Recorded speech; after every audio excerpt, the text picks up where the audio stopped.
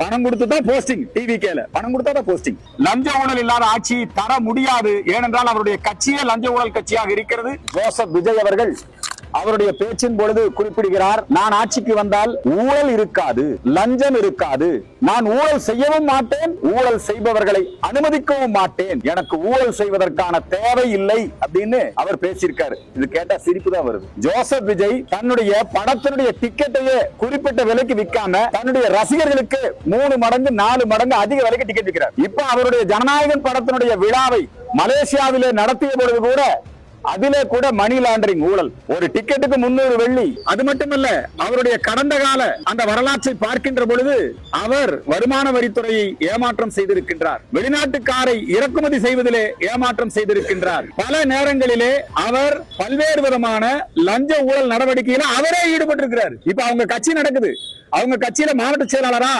Posting வேணுமா? ஊழல் தான், பணம் கொடுத்துதான் போஸ்டிங், டிவிகேல பணம் கொடுத்தாதான் போஸ்டிங். ஆதவ அர்ஜுன் மிகப்பெரிய பணக்காரரு, லாட்டரி மாஃபியா, மார்ட்டினுடைய மருமகன்.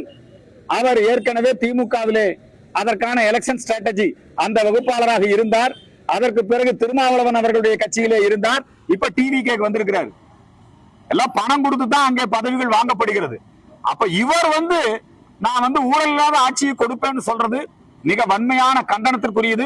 முதல்ல ஊழல் இல்லாத கட்சி அவர் கொடுக்கட்டும். மக்கள் யாரும் ஏமாற வேண்டாம். ஜோசப் விஜய் அவர்களால் லஞ்ச ஊழல் இல்லாத ஆட்சியை தர முடியாது, ஏனென்றால் அவருடைய கட்சியே லஞ்ச ஊழல் கட்சியாக இருக்கிறது. அவருடைய கடந்த கால திரைப்பட வாழ்க்கையும் லஞ்ச ஊழல் நிரம்பியதாக இருக்கிறது.